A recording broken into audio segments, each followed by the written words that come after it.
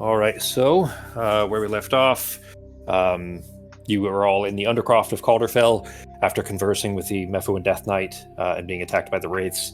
In fact, let me go ahead and preload that.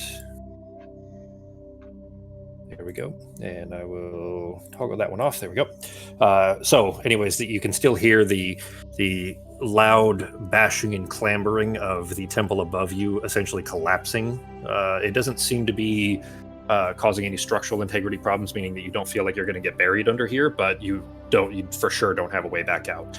I mean, the amount of dust that was kicked up down the stairway right behind you where Shok and Avar are, there's just no way that there's still, a way to exit unless you kind of dug your way out, essentially, or, used another means of escape. But it doesn't seem like the White Frost that feeds will be able to reach in to be able to get to you. So, still down there in the Undercroft, after just having been attacked by the Wraiths, go ahead and activate that, move us over. There we are. And what are you guys doing?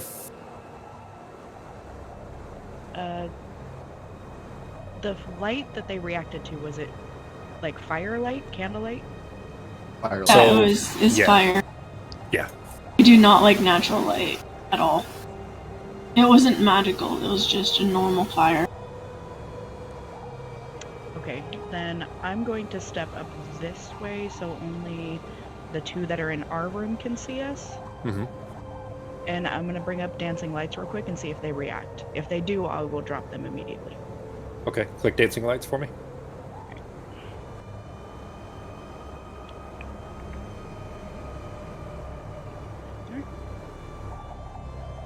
Not gonna freak out our guys, and they're gonna start slashing at us.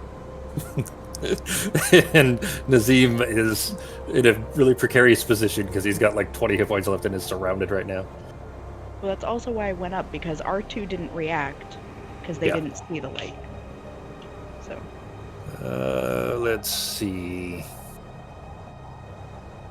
You snap the four little glowing, firelight in appearance orbs into existence surrounding you. They don't seem to notice or care. Great. They are aimless and just kind of floating in place. They're not even looking at you. They don't seem to notice that you're there. Alright, so I'll walk down and I will put one on. Alright, so I'll make sure there's a light with Nazim, Fox, Norok and Pogo, because I don't need one, so.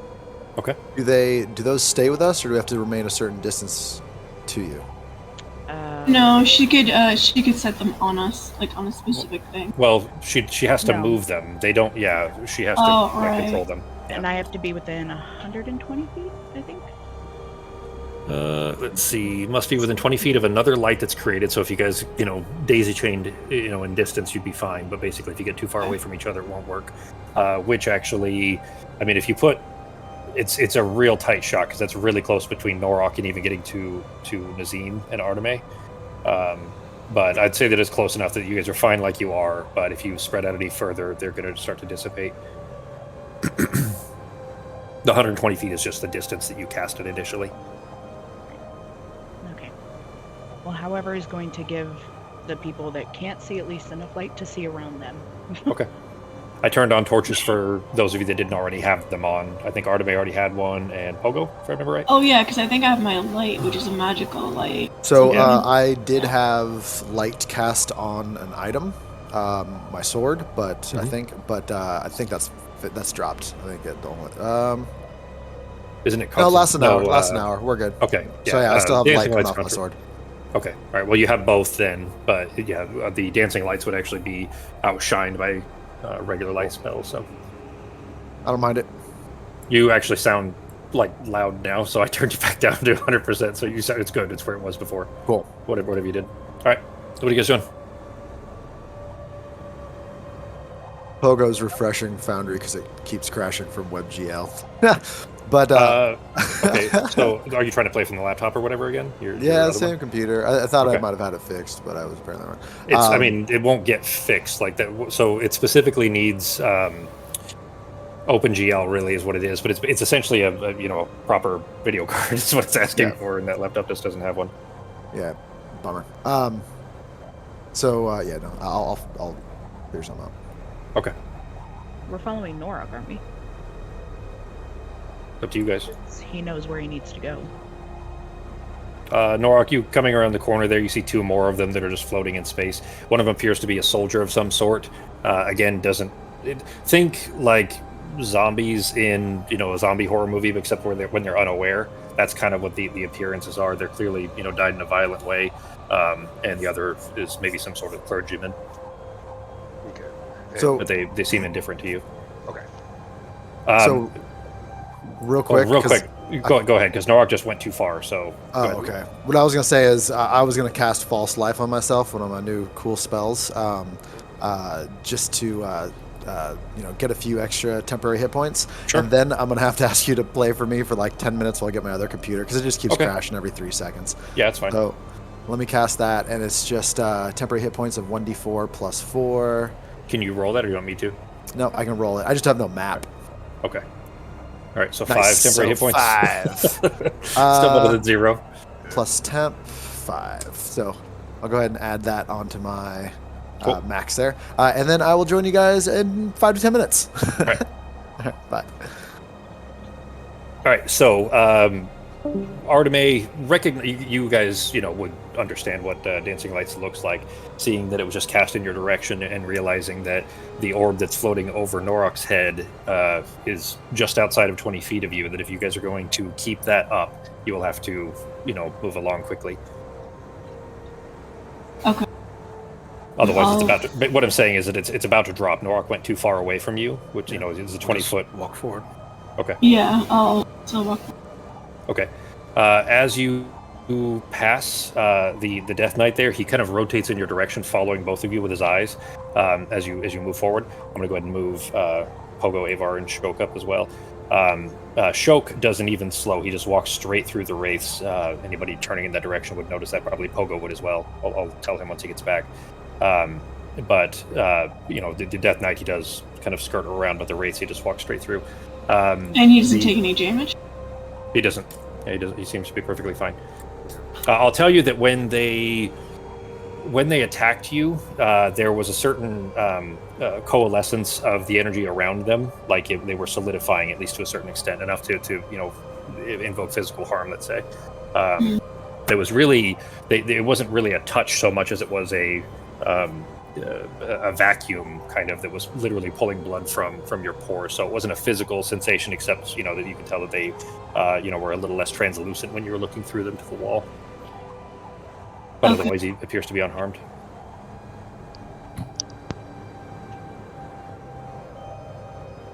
There is something Pogo specific here. Well, not necessarily Pogo specific. Probably better that he wasn't here anyways. In coming into this room here, Nazim and Arteme, you recognize or notice that one of the wraiths that's to the south there is essentially sitting. He's kind of floating slightly above, but basically reclined over top of this kind of shelf, an awkward position, not something you would typically sit on, but he's kind of floated directly above it as if he were sitting on it, and playing a small musical instrument, like it looks like a shell almost. And he does, like, he's the only. The reason I point that out is he's the only one that I kind of looks up at you and reacts to you guys being there. Okay, He still he's continues playing playing, a but he- shell? Do you guys know what an ocarina is? I was about to say it's probably not No. of some sort. Yeah, it looks like an ocarina. Think like a seashell kind of a shape almost, with a bunch of holes in it. You know what a recorder is, right? Yes. Okay, so kind of like it plays like a recorder. It looks like a But it's a sealed off conch with holes in it that you blow Yeah. into. yeah, like a conch okay, shell. gotcha. Yeah. And the reason I point this out is, one, he notices you. He kind of looks up at you as you guys are walking by. He looks back over the yog. He doesn't stop playing, but there's definitely anxiety, I guess, is the kind of look on his face, is the expression that you would pick up on. Pogo certainly would. It'd be a charisma check, and it would probably be below his passive. So anyway, in that, but more importantly, the shell itself, the conch that he's playing, the ocarina that he's playing, looks physical. Okay, that's kind of weird. And he continues playing this very kind of calm and somewhat haunting tune. Norok, give me a perception check. Is that an instrument that I would know how to play naturally? It wouldn't be from Vabby, so probably not. It wouldn't be the kind of thing that would be frequent there in old Vabby.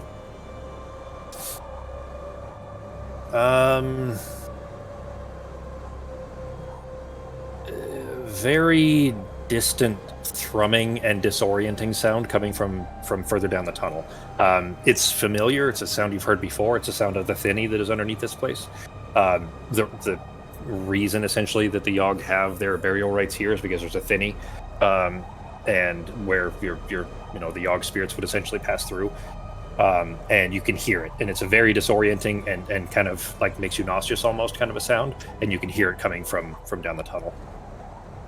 Does the sound that the Wraith is playing, does it have anything to do with the sound of the... Doesn't seem so. You're hearing both, but you're kind of, in just, I would say in the, that hearing it and hearing the sound of the thinny in the distance is still disorienting and still kind of gross and making your stomach turn a little bit, but it doesn't seem connected at all.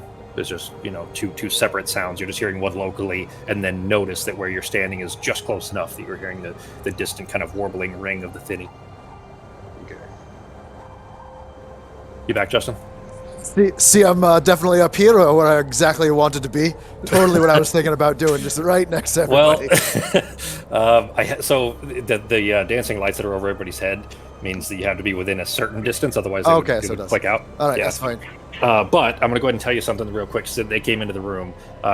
You would also notice this, and there was a bit that would be below your passive, so I'm going to tell you a detail here too. As soon as you step into the room here, they're appearing over your right shoulder, basically to the south of you. There is a wraith that is kind of floating above this shelf thing, like he's sitting on it.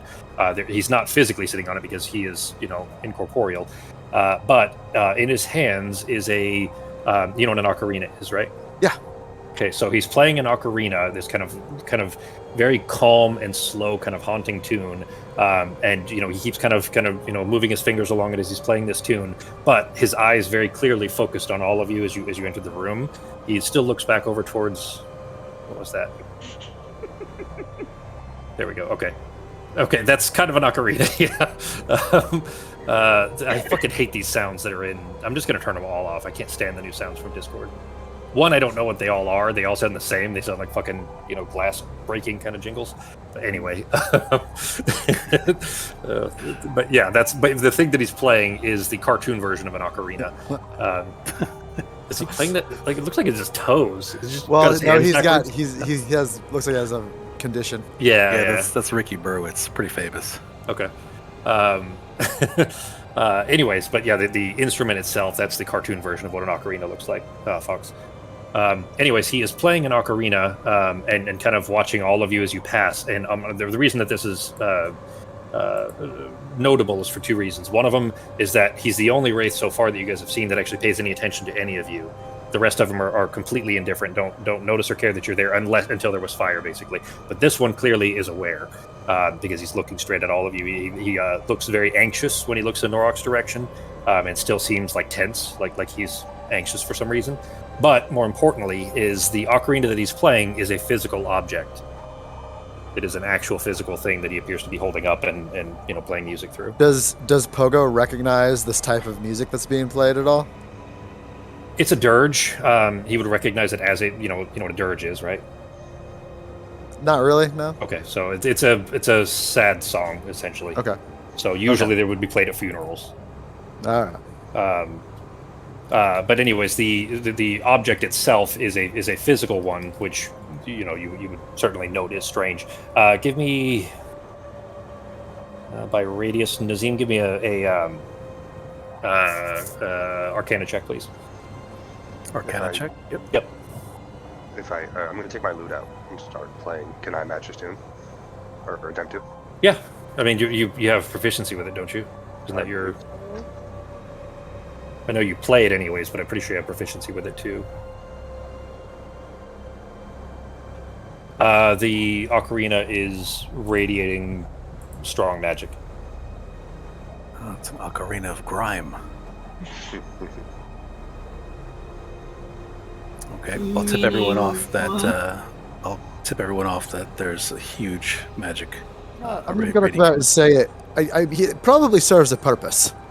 I feel like that's probably maybe keeping all the other ghosties calm. Like maybe he's the one keeping an eye on making sure. Like it's kind of a weird protocol. Like I don't quite understand why he's like they set it up this way, but maybe if we try to let whatever this other thing is out, you know, then we got to fight all of these guys. Are we not close enough to bury the bones yet? We can't like put them on that table.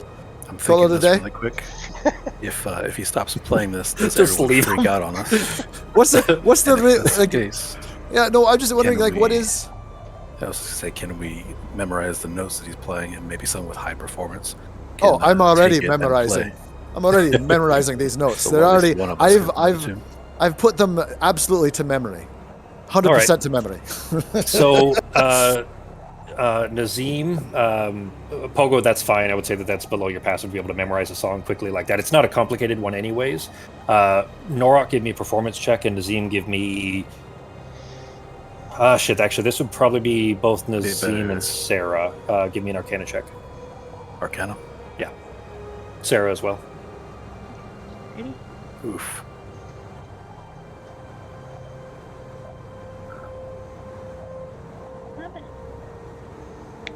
Oh, perform. Okay. I was like, what is Norok rolling an Arcana check for? Yeah, you do have proficiency, I think, don't you? Where would it say? I didn't see it under the item itself. It's under tool proficiencies. Attributes, I think. Yeah, no, tool proficiencies in the bottom right, and you do. Okay. Musical instrument loot, which means you actually have another plus 5 on top of that, because the +1 is just a stat, so that would be a 19. Norok then standing, over near the other wall there, pulling his loot from his backpack and kind of unfolds it. It's a breakdown loot, where the neck can fold back. Pulls it out and begins playing the same song back to it in kind of a little half step echo kind of a thing. So it's the recorder tune and then the string right after, and it sounds haunting and sad, but both.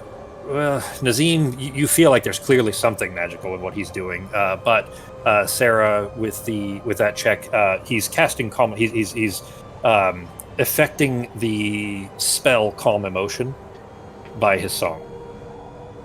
Okay, this is something that I can recognize pretty clearly. You're having trouble picking out specifically that's what it is. Sarah picks up that is the spell. He's essentially mimicking the spell Calm Emotion through music. Right, and it seems like it's used for the other race, not for us.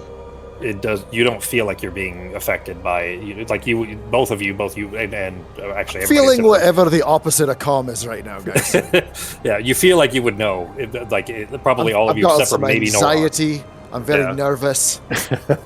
But well, you know what? I would say that you guys are nervous enough, as Pogo had said, to be still looking around. I'm going to go ahead and tell you that if you turn and look back in the direction of the Death Knight to see if he's done anything since you guys have passed, especially in seeing that Shok did go around him, you turn and look, and he's the Death Knight is staring at the wall, directly in the like he can't see the Wraith, but he is looking directly at the Wraith, except through the wall.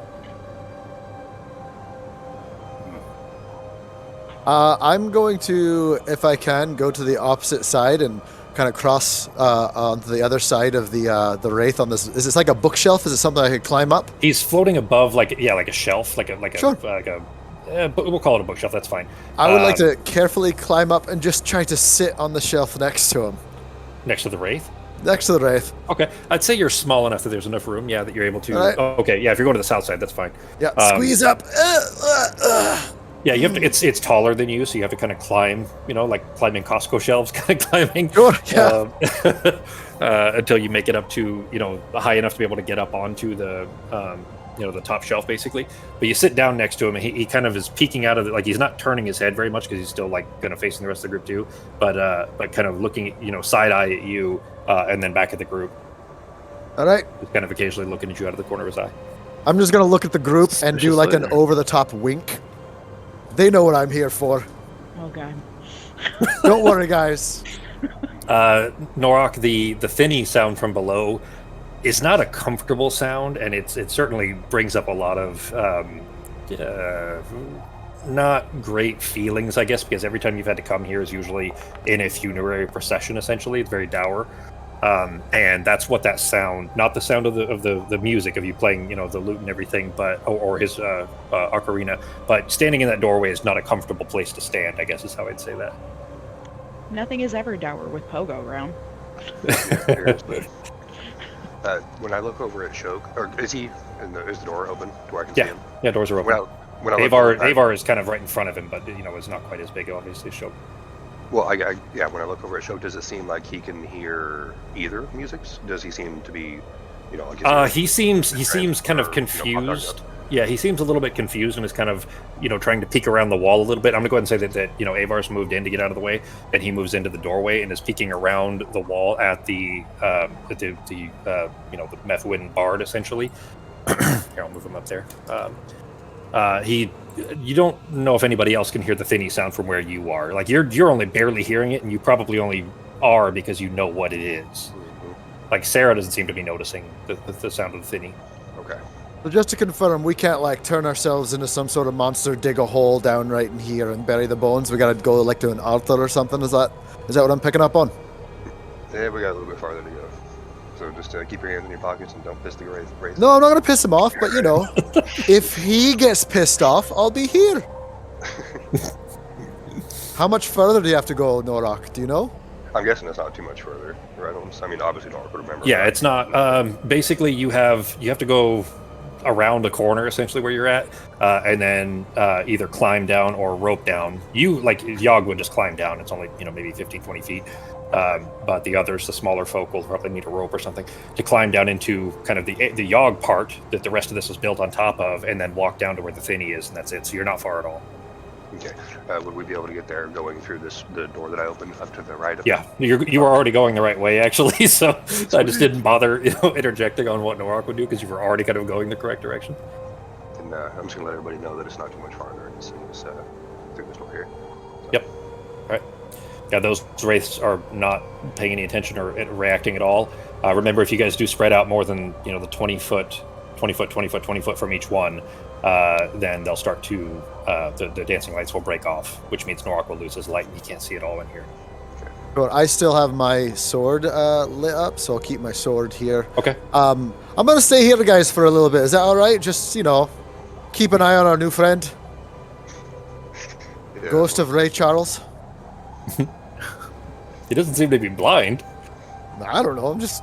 Does he seem to be black or no? Am I just making assumptions? It does not seem to be, no. Methwounds would be more kind of olive-skinned, more Roman in appearance, but ghostly anyways, it'd be hard to tell. Although I'm going to tell you that it seems it is very weird because you're looking through the back of his head and then his hand, and both of those are like layers of this kind of semi-translucent thing, and then you see a physical shape right on the other side where he's manipulating this ocarina. All right, what are you guys doing? Well, if you're staying here, do you have a light source? Cause... I do, and I hold up my sword. It's just glowing profusely. Great. So, all right. Well, I guess holler if you need us. Yeah. All right. Well, no, you have the rocky talkie things. Yeah. Good luck, Avar. And I can't see you anymore. And right about there, Pogo, you see this armored and semi-corporeal shape appear through the doorway and kind of floating, ignoring you, and floating off in the direction of the rest of the party. Still mad that he didn't like my dance enough, so I'm a little angry at him.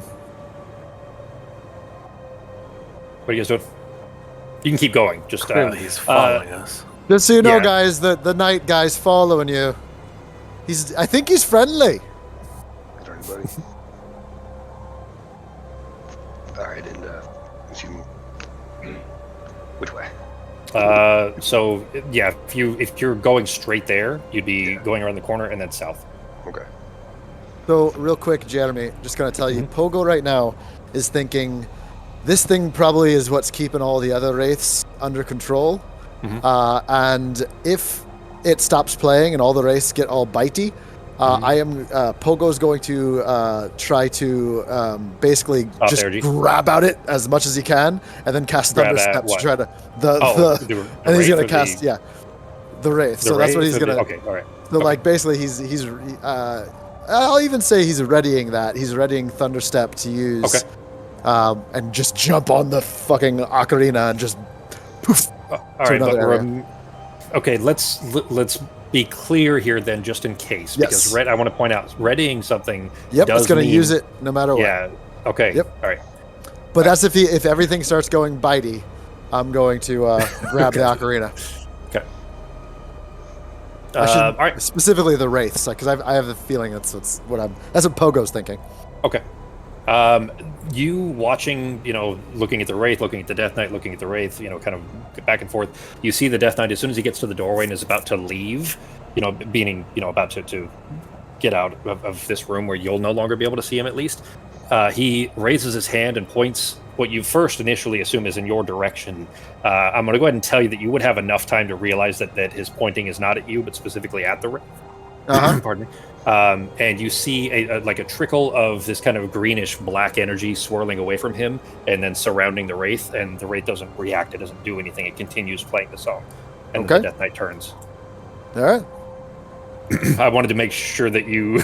Nope, I'm still... Okay. Because that you don't feel like that was a threat in your direction, and I didn't want you to thunderstep immediately with bad information, so...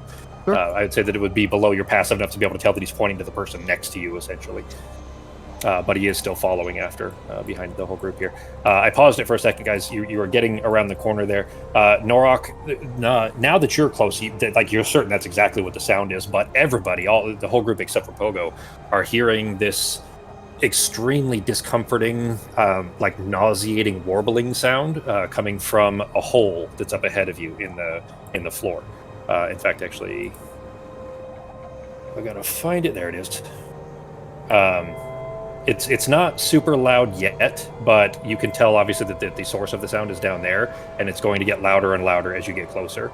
I wonder if Pop Out will actually function for this. I found out what the problem is with Pop Out, guys. By the way, the UI add-on tries to draw the whole UI basically on top of it.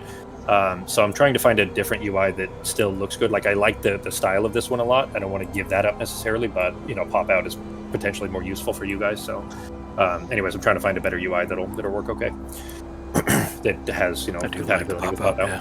Yeah. Oh, wait a minute. Is it actually working now? Nope, never mind. As soon as I clicked it there, it's still functional, but you have to kind of work around the stupid hotbar and stuff like that because it doesn't want to it wants to draw its own separate window essentially. But anyways, this really disquieting and persistent sound of this kind of warbling and ringing, almost like clocks, like inner gear work of clocks, is coming up from the hole down to the south of you. And there's this kind of dim blue glow coming up there. So all of you can see that, including Sarah. Sarah, Artemis, and Nazim, all of you would recognize that that noise, that discordant, constant sound coming up from the thinny below. Well, Norok knows it's a thinny. The rest of you have probably never been near enough to know that that's what it sounds like. But that discordant sound would make concentrating very hard. Fun. So just keep that in mind. In fact, actually, dancing lights is concentration. Yeah. So depending on depending on how close you guys get, and how loud it gets obviously gets louder as you get closer. The harder it'll be to concentrate, and you guys could end up being in the dark. So just keep that in mind. You see. Like that sound, right, big guy? Yeah. Okay. You guys can say if you want to. I'm gonna put my light cantrip on my little orb then to give us light instead. Okay. Yeah, if you're near enough to that, then Artemis produces a sphere of light around her. You do see, looking behind you, you see Avar reach his hands up and just smashing his hands over his ears, and he's actually kind of like squinting his eyes because it's clearly very uncomfortable.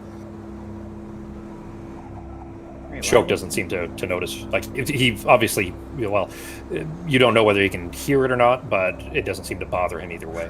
Since I can kind of see on low light, I can also cast light on someone if someone needs a cantrip. Yeah, Well, Nazim I has can see in a the shorter dark, radius so- spell. Yeah. So Uh, I just I'll have just a cast my dex. light just in case then, so that way there's a sphere of light around me. Okay. 20 Norok, feet maximum. when you come up to the edge there, there is a shout from behind you. Let's see. There it is. I don't think any of you can read that, right? Does I that look like cannot. gibberish to everybody? Yeah. Okay. Yeah. Looks like little squiggles. Yeah, Norok, that does look wait, like gibberish. Someone had It's like comprehend languages up or something before. Well, but- that's what I was going to ask. I Is yeah, Sarah had it up, but did it already fall?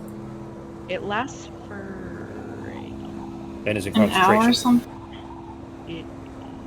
Hang on. It is not concentration. It's That's not, good. And it lasts for a total of 1 minute. hour. No, Oh. where? Where are you 1 seeing hour. 1 hour?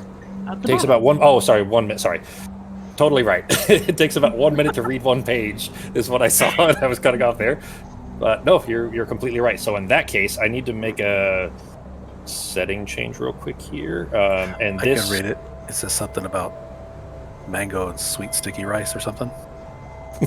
it was a recipe. Becky, are you sure? I think you should be able to see it already. You should be able to Yeah. read what it said. No, I can see it. Okay, all right. So I put that on there Yeah, because no. of comprehend languages, but You all right. were still talking when I yelled for Norok to stop. Okay, gotcha. Sorry. You could interrupt my babbling at any given time. But you hear a shout, a single word shouted, obviously in Mephuin. You look back and see the Death Knight floating there. Norok, I wouldn't go down there. Okay. What? I'm gonna turn back to the Death Knight. This is where we need to go to bury that body. He shouts back again. That. We're not trying to free him. We're trying to bury a dead person. Yeah. We're not letting anybody out. We're putting somebody in.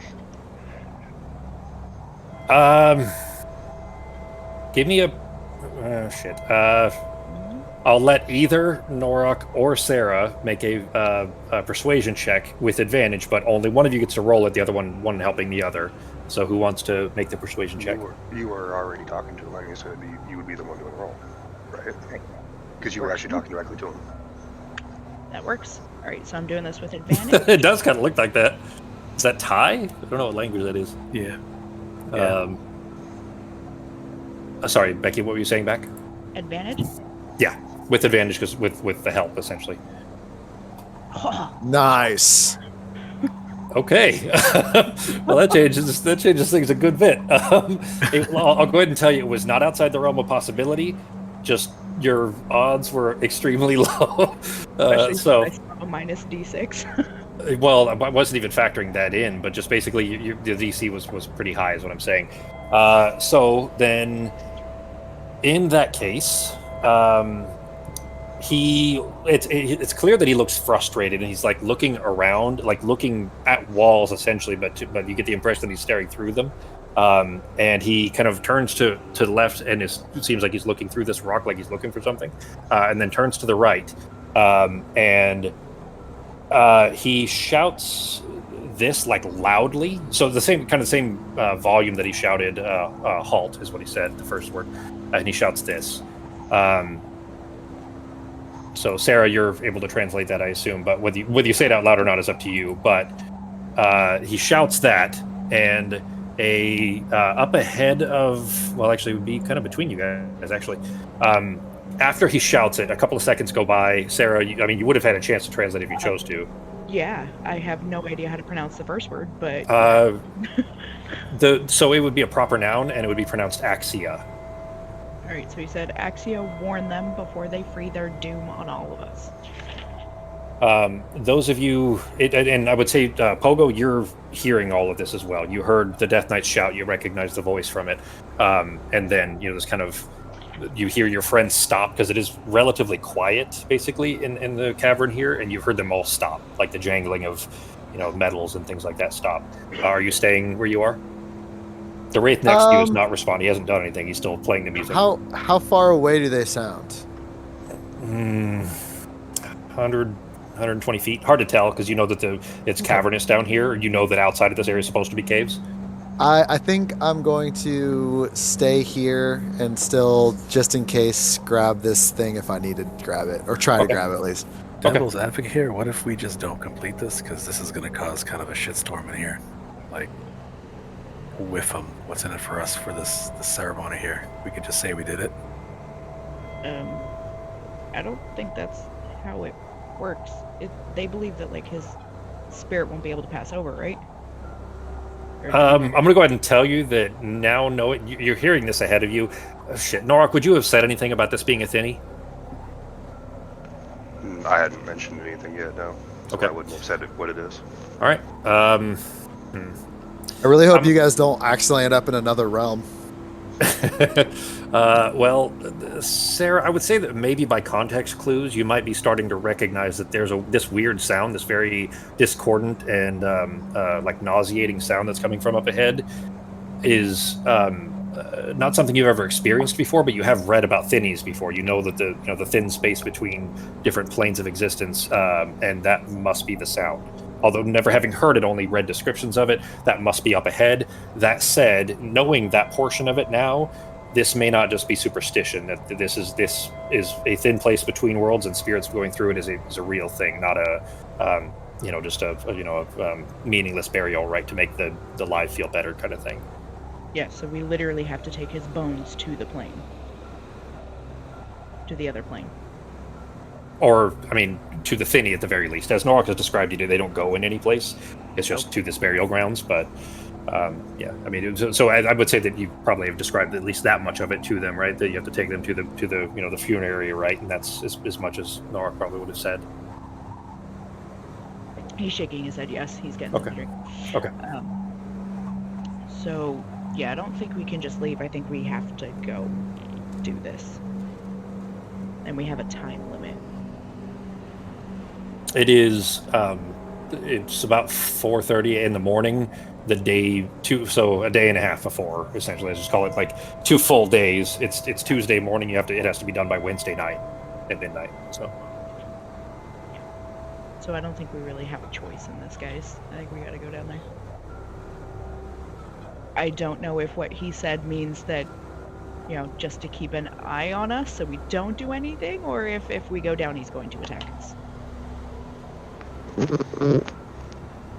So I started to describe this and then stopped. The spectral form that floated out from the rocks there, it stops there and kind of looks in your direction, and similarly in the same language, first says this, and then seeing a look of confusion on most of your faces, kind of looks towards Norak, looks back towards the rest of the group and seeing confusion, then says in Vindian instead, "Do you ken me?" Oops, question mark at the end there. God damn it.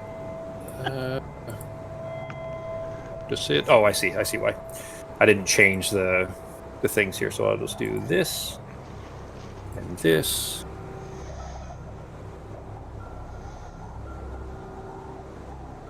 And there we go. All right. She says, "Do you ken me?" Sarah, you recognize ken as an old word for understand. Mm-hmm. Yeah, we can understand you. Do we though? You're not even there. Yeah, you're around the corner. I'm not. Although you probably are hearing this kind of spectral sound that you do recognize. You heard first a sentence that you couldn't make out, and then here in Vindian, "Do you ken me?" with this kind of very ethereal voice. Okay, so is this still the knight that we fought, or is this a different No, it's the spirit? spirit to the south. This one that floated out. She's between Sarah and Norak right now. You should be able to see her there on the map. Yeah. Yeah. She says, "Then accept the apologies of a people long lost. We have rare occasion to speak with the living." That's okay. We didn't really know that anybody was down here.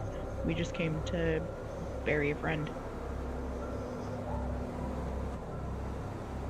She looks like she's not sure what to do, and kind of looks in the Death Knight's direction. She says, Praetor Tiberius is not a man of words, but no greater soldier had the kingdom of Mephua, and he has bid me speak with you so that you may understand your folly. You should go no further. I would love nothing more than not to go further, but we kind of don't have a choice. We have to bury him by tomorrow, so. And all we want to do is bury him. Respectfully, his rights, but... She gives kind of a slight nod, and she says, she looks at Nox, she says, you, Sir Yogg, and the boy, and she nods at Avar, and your dead kinsman, and she nods at Shok. You're here to perform the funerary rites of the Yogg, then? Yes, he is one of the last of our people. We wanted to give him his last dues, respects. I'm sad to be the bearer of such news, but the spirits of your ancestors are indeed below, but you must not enter. What has happened? I've done this many times in the past with no adversities. She looks puzzled and sad. She's trying to express something that she's not sure how to explain, and like that's the clear look on her face. She's kind of looking back and forth between you guys, trying to find a way to make this make sense. She says, the visions that we saw nearly 1 year previous after the arrival of the Black Sky, you saw these as well, no? All the living know of the event. As do the dead, but she's referring to the vast erudition, by the way, so all of you would gather what she's talking about. You guys remember the vast erudition was the kind of download of information that had occurred after the hunger came, and that's what the Black Sky she's referring to as the hunger, which was the end. It happened almost a year ago at this point. She says, then, to clarify things maybe, not long ago an alchemist, and she says, she kind of tilts her head a little bit, she says scientist. I know not this word, but I've heard it applied to the man in this visions. This man named Oliver had lost his mother to sickness, and for months he sought a way to open a door that would allow her spirit to return permanently. And in his studies, and again, all of you recognize all of these things you already know, essentially, but just because the players don't, because Ben, Becky, and Sako know this, but Justin and Fox don't. This was a specific part of Balance, of the story of Balance. So she's kind of repeating the story that you guys kind of know, but maybe don't know why it matters here, I guess, if this makes sense. She says, in his studies, he had found that a near impossibly perfect disk of specific gemstones would create an artificial thinny to other planes. A disk of opal would reach into Starvald, a disk of sapphire would reach to Recondidus, and a perfect flat disk of tourmaline would reach into Phanos, which is, you guys know, as the ethereal sea, or the plane where the dead go, essentially, where his mother's spirit dwelt. And Oliver went about trying to craft this perfect disc any way he could manage, and by stroke of luck and manipulation, he was hired by the Collegiums to Terra, where he was tasked with studying some of the most powerful magical artifacts that are ever brought to this world. Nazim, this would stand out for you, of course, but the Idrilim, which were the fractured shards of Apotheosis. By the Vindian calendar, it was last year on 22 Helboris, which is near the end of December, the first day of Candle Nights, the kind of Christmas-like holiday, about 2 weeks or so before the hunger arrived at Ur. She says Oliver succeeded in creating a tourmaline disc capable of acting as an artificial thinny to Phanos and Crow's Thicket, but the disc wasn't perfect enough. The spirits all rushing through this tiny portal all at once began to get stuck together, and as more and more of them rushed through, they coalesced into this hulking spectral Goliath of thousands of screaming faces and arms and claws, and each of them were driven mad by this cacophony of voices and thoughts and feelings that the countless other attached spirits felt. And this amalgamated creature, that this legion of spirits, attacked in confusion and rage, and when Ketis, Nivara, and Peter managed to force it back through the Thinny into Phanos on the Ethereal Sea, it continued its mad rampage. But time inside of Phanos, and same with all the other planes, is different than it is here on this plane. And Phanos had rotated, meaning the plane itself had rotated some before the Legion was forced through. And instead of arriving back in, back where it left from, meaning left from Crow's Thicket, Phanos had rotated too much, and it returned to Falkvang, where its incessant howls and screams had begun to drive the spirits of Falkvang mad, including your venerated, and she looks at Norok, your venerated ancestor Kor. She says, the thinny below us, the same one that your people have used for thousands of years to send the dead onto Falkvang, the Legion is fighting to escape through in this direction. So we cannot allow this to happen, and thus Praetor Tiberius Penegroth, ever the dutiful soldier of Mephua, has bid you not pass. So in other words, if we open it to put Oboe through, they're going to fight to come this way. It's already open. There's no closing it even. He's already there. We just can't let him out any further. Well, all right. Don't forget to tip your waitress. Well, if it's already open, then what is the harm in adding another body? If you pass through inside through the barrier, he'll possess one of you, likely you. And he looks at Norok. So in theory, you're afraid he'll possess, but Or work its way through the barrier one way or another. These are conniving and I'm gonna go ahead and tell it to you this way. It's clear that there's some racism in this when she says this. They're a conniving and manipulative folk, and she's clearly referring to Yogg. Their spirits no less so. Not all of them are terrible. I used to think they ate my people. That apparently isn't true. Yeah, some of it too. Shut up. It's a well-earned bad reputation, right? Never mind. You're not helping the situation. So, let me put it this way. Not intended to sound mean kind of racism, but like the kind of like old Southern lady, like really awful racism where they don't think that it's wrong. You know what I mean? Yeah, bless your heart kind. Yeah, exactly. Like that kind of thing. Yeah. All right. okay. What about sending a familiar just to bring the bones? Or just tossing him in. If that'll work, I don't know. Let's go fucking Hail Mary on him, you know? just throw them. And you give him Well, something. Put him I in a could sack and just toss it in. I could put the bones in a bag and send Sai to bring them in. We cannot allow you to pass. Could we It use a wouldn't be contact any other of plane them. somewhere? What was that? Could we use a contact other plane to see if we can reach out within? That way we stay safe out here, but still make some type of connection in there. By contact, you're meaning communication with another plane? What do you like? Is this a spell? What is it? Yes, spellbook contact other plane. I'm pretty sure that means to literally communicate is what they mean by contact, right? So if so, you don't feel like that would help. This is a physical object, literally the bones of his tribal shaman that he's got in his backpack. It's just bones. It's literally the entire body, but just the bones that he has to take to the thinny and then leave them there. Okay. What if I summon my floating disc? We put the bones on the disc and I send the disc through, so nobody would actually be going through the barrier. It'd be a disc going through and depositing the bones. Don't you have to see where the disc goes? Or can you do that without seeing where it goes? You're gonna send in a Roomba with sacred bones? I just have to be within 20 feet of it. We can't let you get. We can't let you pass. Okay, we're not gonna pass. We're gonna send the bones in, without actually going in. How far away from here, from like the edge of where it drops down, do we have to leave the bones? Norok, it's a couple hundred feet. Fuck. Basically, you drop down. What you guys can see through the Norok's not close enough. There is hewn stone, which I'm going to tell you is very strange. Norok probably doesn't even know when the Yogg were ever capable or made that kind of smooth architecture like that. Anyways, directly below though is like a smooth stone staircase that is of Yogg manufacturers, clearly not Mephuan. And you go down from, as Norok would know this, you guys would go down through there, then through a bunch of like broken rubble of caves that have just been destroyed by earthquakes, and then down to where the actual thinny is. So it's basically down this hole and then a couple hundred feet of going through caves. I tell you what, if you're worried about one of us being possessed, why don't you guys can't be possessed? Obviously, you're dead. Why don't? She looks hurt.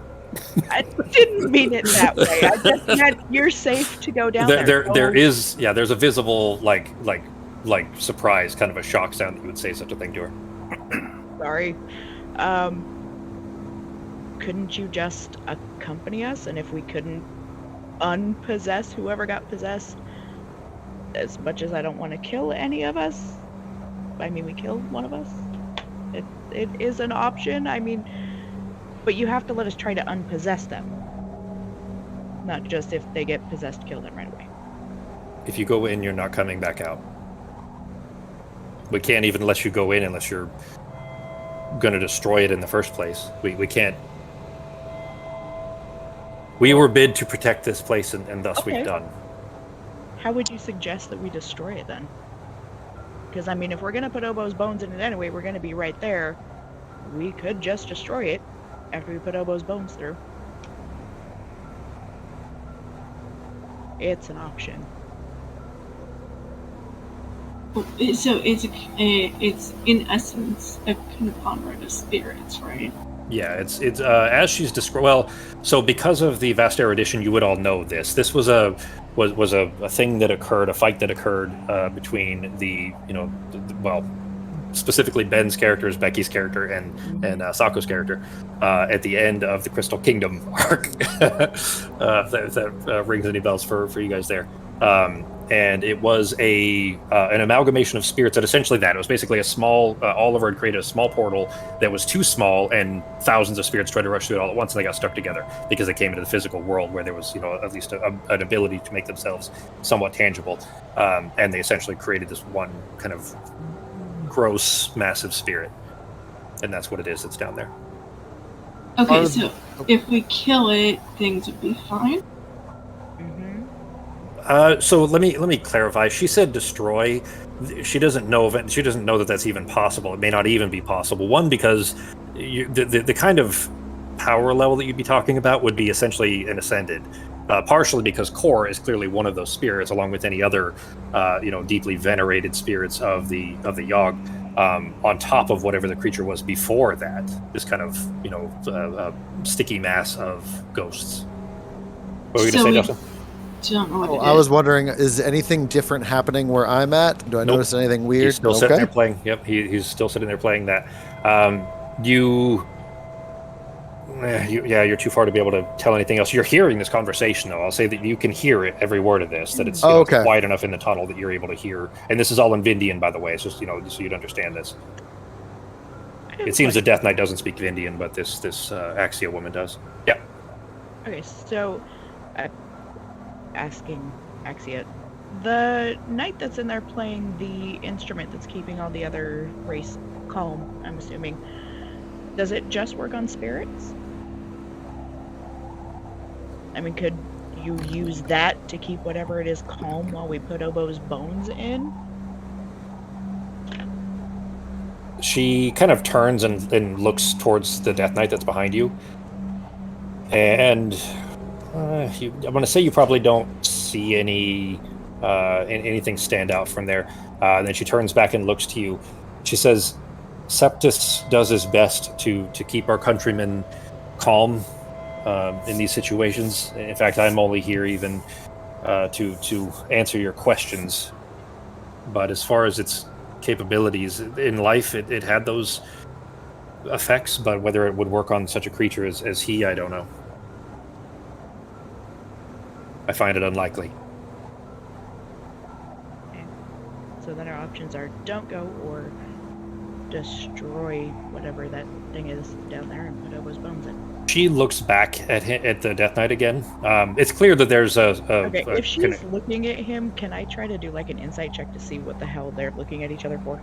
Like silent communication? Sure, yeah. Is there sexual tension between the two? I'm going to go ahead and tell you that she does look a little bit noble. You gather that there probably is a connection between the two of them. Never mind. Yeah, not with that check. It does seem like they're communicating. Is the impression that all of you get is when she looks at him, she's specifically asking him a question. Essentially, you're just not hearing anything. They might be communicating telepathically. Okay, again, what about sending Cyan? Because she's a fake creature and she's a familiar, so she wouldn't really be able to be possessed, right? She could looks bring confused. the bones in. She looks confused as for what you're asking. I'll point to Sai, the cute little fox on my shoulder, and say she could go in. Is that creature sentient?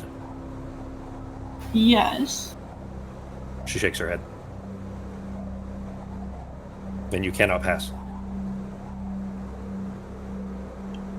How close would you allow us to get? No further.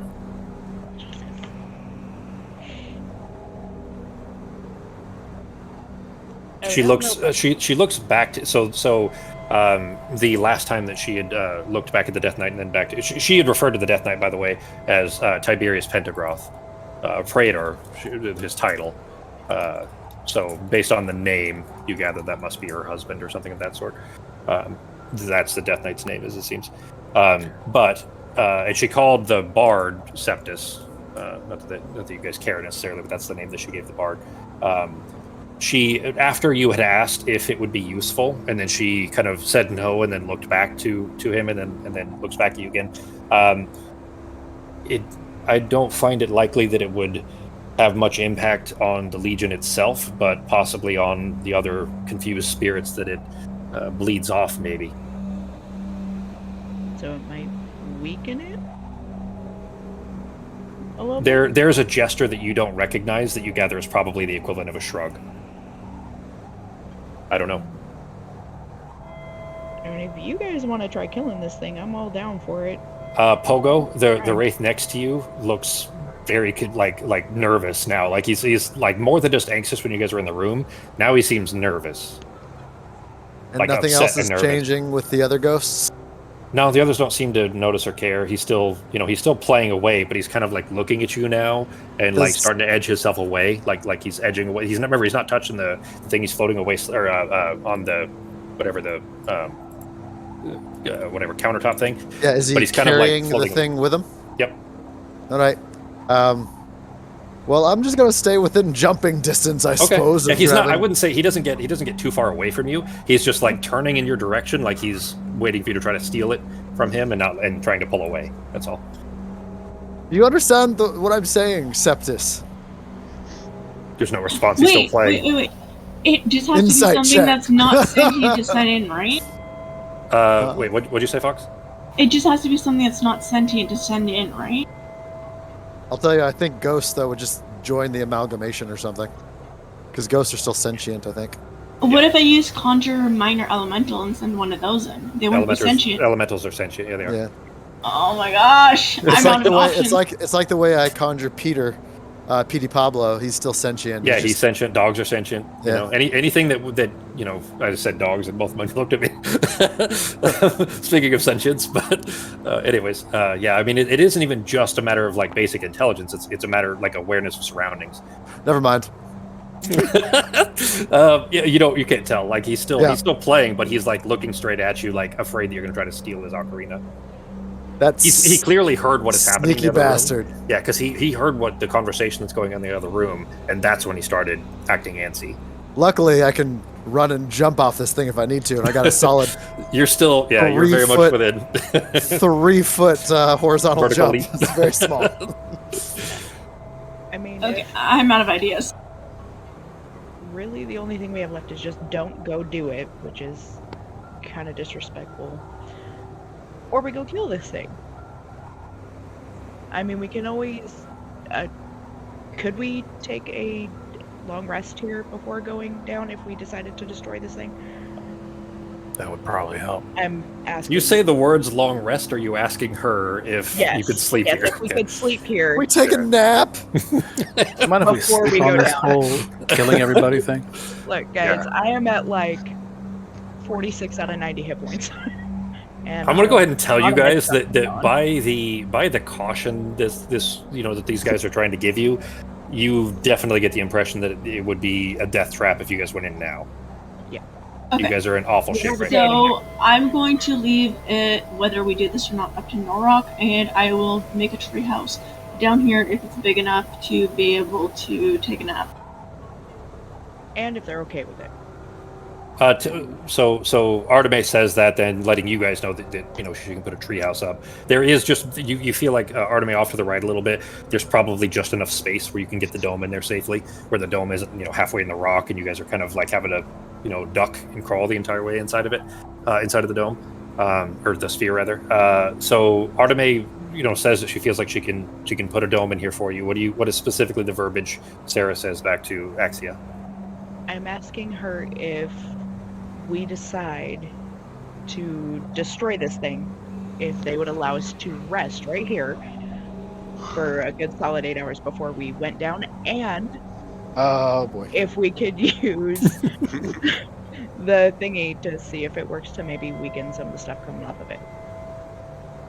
It would give us a better chance of destroying it, so then they don't have to worry about it, and they can be free of whatever it is that's keeping them here.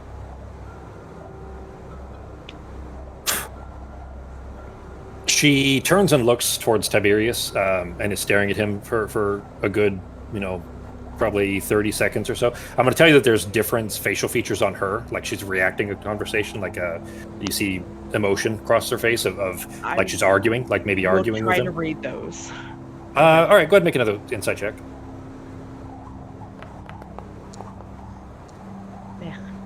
That's good enough.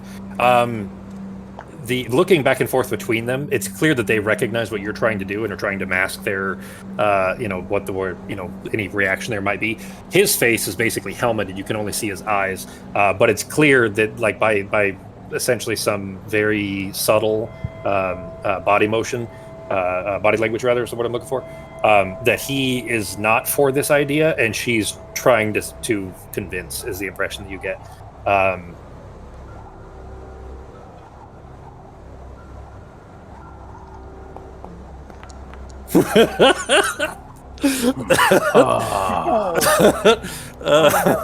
Wait, was that bad or good? That's less in than our 20. favor. That is definitely less than 20. It does not look like the conversation is going well. Okay, because I think, fuck, I don't have any left. Never mind. Okay, I'm gonna put it this way: do they want to be stuck here forever? Like, how many that's ghosts are we the gonna have to murder alternative, until we right? can take a sleep? All of them. I mean, all of them in what kind of radius? Hundreds? 1,000? God only knows. Well, And there's also the dragon coming down, so No, the dragon's No. moved. We can't. We're stuck in here anyways, so we gotta stay down here. I'm going to go ahead and tell you that you guys probably by about this time are still hearing occasional like stomping around. It's clear the dragon is probably right above you where you all are at right now, but it's a good solid 40 feet of rock up. 10 feet of open air where you guys are at, and then 30 feet of rock to get up there. And basically still stomping around, but you're not hearing like destruction anymore. So he's probably stopped tearing the temple apart and isn't trying to dig or anything like that. You're just hearing a lot of booming sounds and dust falling from the ceiling. He's pissed, but I don't think he can get down here. Yeah, it does not seem. It seems like he's realizing he can't get down here. Yeah, Because well, he's Okay, he's good. not gonna just start eating through the dirt and rock. It's And not ice. for 5 fucking Twizzler-sized things to him. Be the equivalent of us punching a few holes in a wall for half a Snickers bar. I mean, I've been pretty hangry sometimes, but I've punched holes for less. You have problems, all of you. So mad all the time. You're just shouting back and forth. I'm assuming you were using the Rocky Talkies. Oh, okay. No, That's I fair. think I'm just shouting. What's taking so long? She kind of solemnly, lowers her head. You cannot pass. Can we sleep? What are we doing, guys? I say we rest up. We're gonna have to rest up at this point. It's Nark's can. I'm gonna leave it up to him. If I am, hang on. Before you say anything, don't you dare. Hang on. Before you say what you're doing.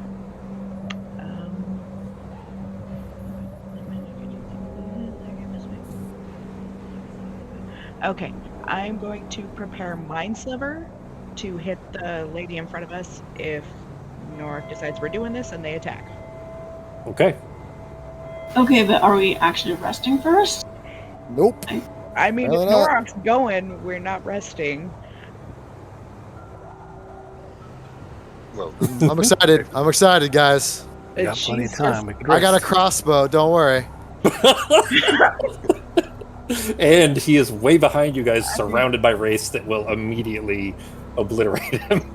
Perhaps, You know, very, or very perhaps quickly. they won't. Well, I mean, okay, you just know that he is far enough behind you with a lot of hostile in between. Yep. Not to mention the Death Knight right behind you, who can very quickly hit all of you with one of those profane waves. yeah, well, come this way, Pogo. Come on. You don't want to be No, stuck I'm over keeping there. an eye. I'm just hanging out with my buddy Septus, guys. We're Okay, fine. What I mean, either way, if we're going down before we go down, we have What to if- rest. Because what we're if not we gonna should- fight that thing either way? Why don't we just make a bubble? If we have enough room, the ghost can't get into the bubble, and we'll take a night's sleep, and then we'll do whatever we're gonna do tomorrow, and we can talk about it. The Death Knight can dispel the bubble. Oh, that Mhm. fucking asshole! But before that, I'm actually going to remind everybody, including Axia, that if we go down there, we have a bit of divine intervention because one of the ascended of my people is also down there. So we would have some backup. She He is down very there right sternly interrupts when you say that. He is corrupt. He But is if we among can- the Legion. He will not help you. But if we can separate him from the Legion, Mm-hmm. How do you do Then he that? we'll figure it out. Shut up, Pogo. Sorry, I'm not there. That's not that. All right, I've got an idea then. It's not a great idea, but what if we create a circle Okay, of hang on. retreat? Are you shouting this, or are you Yeah. saying this over the I'm shouting everything. I'm shouting in my own living room right now and bugging everyone else in the house. So what if we make a circle of return here, and then we can use it because it lasts like an hour, and then we can use it if we need to escape the situation. Does it though? It does. It lasts an hour. Where does it say it lasts an hour? It's at the bottom of the circle of return thing. Can't. 1 hour. We need to get some bones of a displacer beast, which I assume is in someo's pouch, and it lasts an hour. I got some the last time we were Ozzy to gave some to replace the Sarah. ones I used. Yep. Aye. So we could just go ahead and make a circle here, and if we have to retreat, Pogo, you're shouting this over to the group because you haven't seen, the hole that Norok is Sure. standing above. But Norok, you would recognize that quickly getting up out of that hole is not going to happen. You go down, it's going to be, climbing the rope, but isn't necessarily easy. There isn't any easy way back up through that hole. Yeah. Okay. Like, you can do it, you can climb up. It's just not going to be quick, is what I'm saying. Especially if you're being, attacked by ghosts from the bottom and the ghosts and Death Knight on the top. All right. Well, then let me ask. What was her name? Axia. Axia, sorry. Axia. The second we set foot at the bottom of that tunnel, would things attack us? Like the spirits down there? Not you guys, but the Legion. No, it's further in. Okay. The wall is further in, but I mean, even here, you hear that, right? She's Yeah. referring to the sound of the thinning. All right. So She stops. Becky, you can go ahead and say what you're going to say, but she clearly stops listening to you and turns back towards the Death Knight. Clearly conversing with the Death Knight again, and is you can go ahead and say whatever you're going to say, but she's ignoring the rest of the group for the moment. No, that's fine. I wasn't gonna say it out loud, but we could always set the circle at the bottom of the tunnel. Run through, toss some of those bones, as bad as that sounds, and run back in the circle. Not saying that out loud because I don't want them to know what we're doing. Okay. But just so the group knows, I will.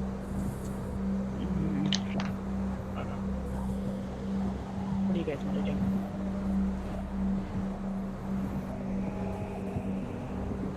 Take the chance. We just need to be rested up so we all can cast and at least put up a fight. But I like that circle idea too. Yeah. It's a good backup plan. So, Pogo's in the other room, so I'm going to say that Pogo's not able to make this one because he's not part of, well, he's not directly part of the conversation, especially because Axia can't see him anyway. Who wants to make a persuasion check? You've all essentially, said your piece, or at least attempted to. I would say Sarah would have the best. I'll do a persuasion. It'll be so DC will vary a little bit on who wants to make the roll, is what I'm saying. And the only reason that Pogo's not part of this is she hasn't really even seen Pogo. She just hears you shouting from the other room. You gonna make it, Sako? Yeah, I'll make it. Okay.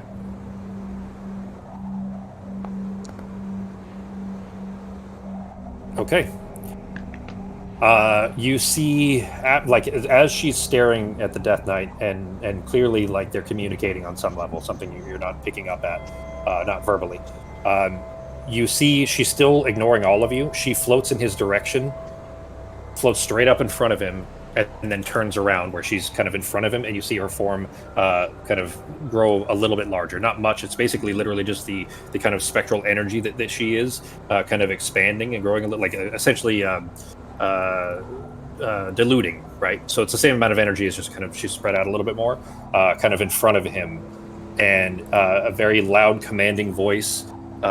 She booms, "You can rest here, but you may not pass." Thank you. I'm going to tell you that it's... Said that, guys! I heard a weird, loud voice.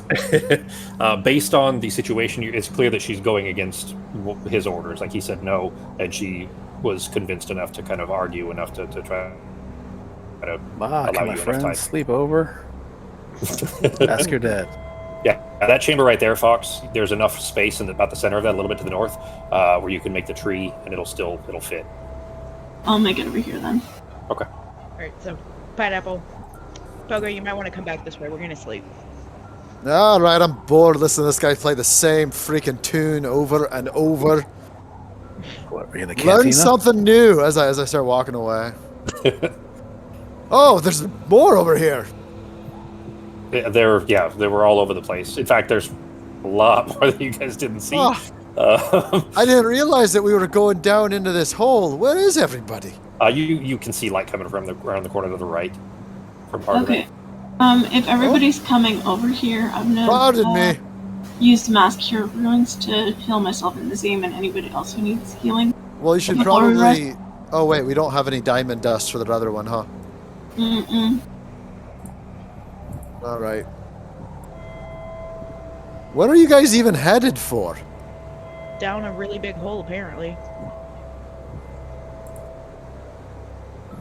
You know, Artemir, are you starting I've the been ritual? inside a really big hole before. Her name was Stacy. Oh, no. Yeah, once I finish the ritual for the tree, I'm gonna use Mass Cure one. Okay. Once everybody's inside to cure. Sarah's already heard that one. And I upcasted it to level 6. Okay. Go ahead and roll. Massacre, is it just up to 6 creatures? Each creature regains hit points. Okay. Go ahead and roll it, Fox. All right, everybody gets 31 hit points back. I'm maxed.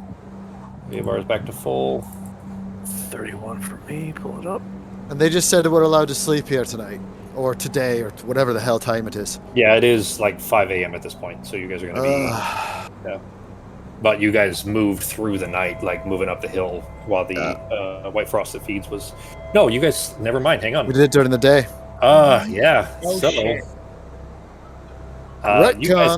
You guys slept in the... Overnight. Yeah. Well, it was overnight, yes, and you were woken up in the middle of the night, like an hour and a half ago, by the Death Knight popping the bubble. He dispelled magic on the dome. Yeah. So is this... What day is it? You have 8 hours. Is it Wednesday or is it Thursday? No, it's Tuesday morning at 5 a.m. And we have until Wednesday. You have until Wednesday midnight. I mean... Rest. So Yeah. we stay here. Yeah, she didn't specify that you have 8 hours. She fought and presumably won the argument enough that the Death Knight didn't attack you guys at least. I'm going to speak to her and let her know, first, is there anything I can do for you? And second, it's going to take us until the morning to rest fully. Just so you're aware of that. I'm going to explain that to this thing, this creature, this entity that's ghostly as you're passing her. apparition. Well, yeah, or I'll go back after I realize what time it actually is. Okay. Sorry, it's not the right orb, Fox, but it's you'll be fine. I like it. I doubt it'll make it too much of a problem for you there. It's there was specifically an animated one, but especially with this map being as big as it is, maybe it's better not to use the animated one anyway. But the dome still being, finishing the dome, casting. You guys see the tree. It's basically brushing the ceiling. In that anybody that was 10 feet tall couldn't quite stand in the center, but none of you are actually 10 feet tall, so it's not an issue. But anyways, the dome finishing, Pogo, as you go over there, you see the Death Knight has gone. He's not over where he was, and you don't necessarily know why, but you do see Axia, who this is your first time seeing her, except for when you just passed her, still there.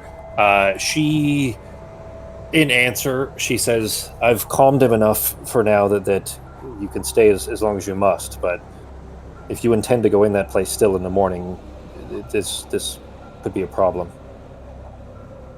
Do you control all of these specters and things down here? Are you commanding them, or is it a mutual agreement? What's going on with this situation?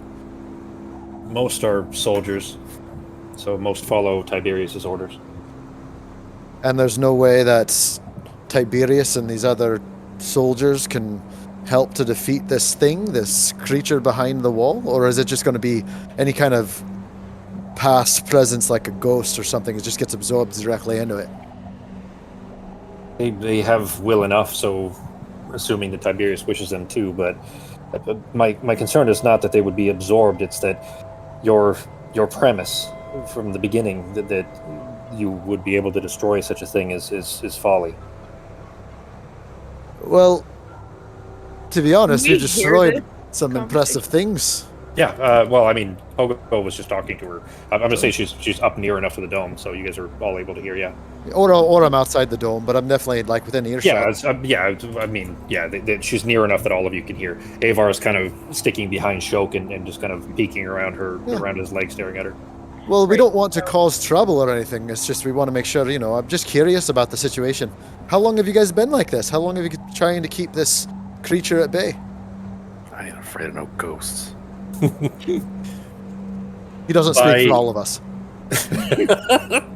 By Vindian kenning, 9-10 months. So this is 10 recent.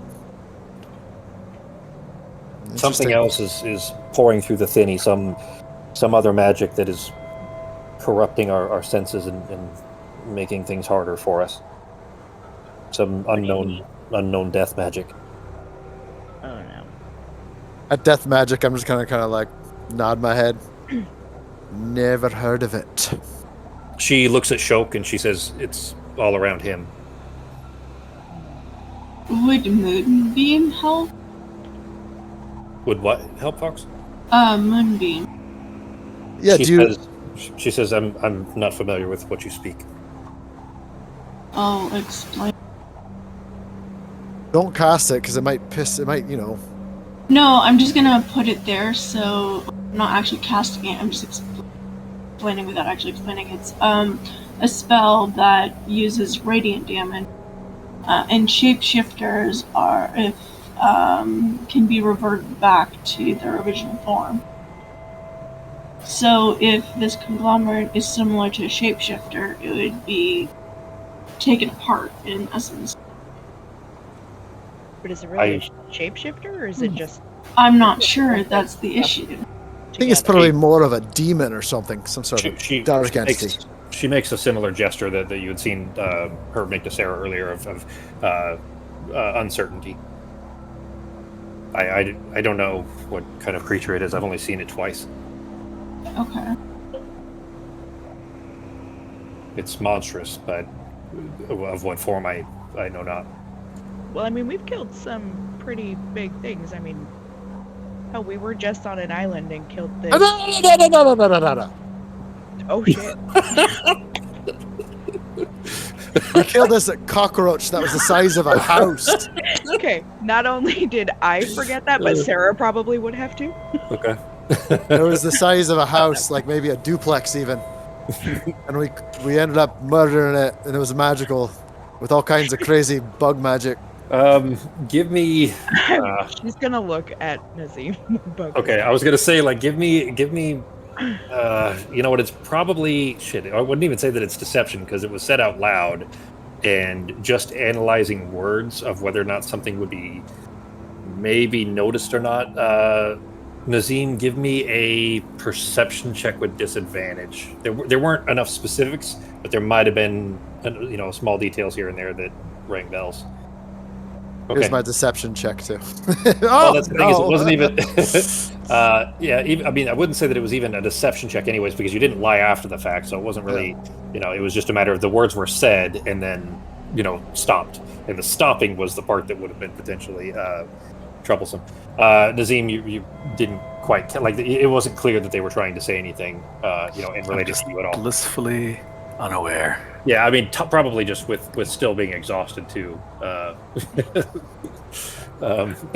there enough room for activities in this room? Let's see. What are you guys' exhaustion levels here, real quick? 2 for me, so I'll be down to 1. It's 2 for everybody except for Arteme, who's at 1, right? Yeah, I think. Okay. All right. So, I'm at 1. do you know much about that one ghost Septus with his ocarina flute thing? What's he doing? Just playing the same thing over and over? He's doing as Tiberius commanded, keeping the others calm. All right, that's interesting.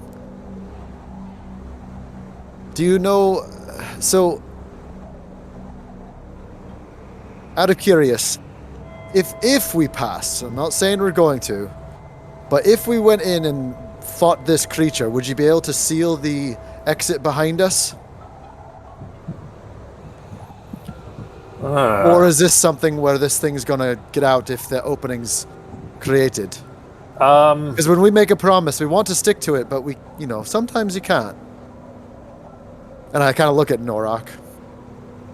Even when we do our best. Let's see. There's.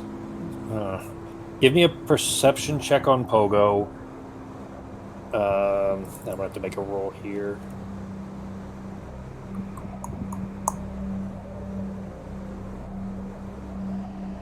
I feel like whatever's currently keeping it locked in might be able to stay keeping it locked in. Nice. Well,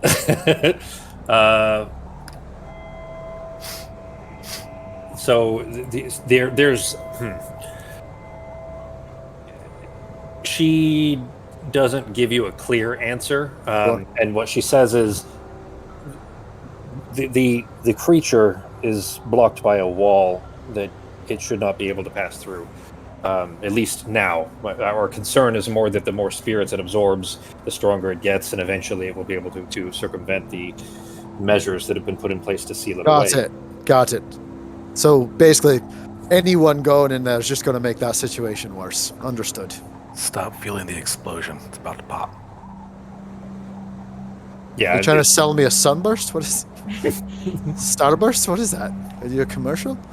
Can I run an insight check on her to see if she knows a way to block it off if we go in? And she just doesn't want to say it? Or yeah, go ahead and make one. That's fine. Whatever. I assume you'd all be kind of looking at her while this conversation's happening anyway, so. Well, oh, wow. The real question is how long do they think they can hold out? Because whether people actually go in or not, if the spirit realms are merging for whatever, after the Vaster edition, if some of them are merging, wouldn't some spirits be getting sucked in anyway? So how long are they going to be last if spirits are still getting sucked into it? Okay, so just to clarify a little bit there, it's not that they're merging, they always were just one. Basically, so the ethereal sea is a plane. Think of it we'll just for simplicity's sake, we'll call it a planet, where there are islands. And the islands are Crow's Thicket, which is usually where most humans and kind of, those of faith that believes in Lord Crow go, and other species, other people of different faiths tend to gravitate to different parts of the ethereal sea. Specifically, Norok's people go to a place called Falkvang. So think of it like different continents on the same planet, right? Yeah. And what had happened there, what was described, is that when the Balance crew had forced Legion back through the gate to go back to the Ethereal Sea, the planet had already rotated the same way that our planet rotates, and you see this, days and nights and so on, right? The planet had rotated, so where it landed was near Falkvang, not near Gross Thicket, where it had come out from. So that's what was described. But as far as spirits coming out from it, yeah, it will continue to gather some passively, just as people die and end up on the Ethereal Sea. Yes. Okay. Which that rill, by the way, is called Phanos for anybody that takes notes. Okay, so while that happens, how long does Asia and the others think they could last without actually trying to defeat it at this point? There's a uncertain gesture, a shrug. We don't know. We're doing as we've been bid.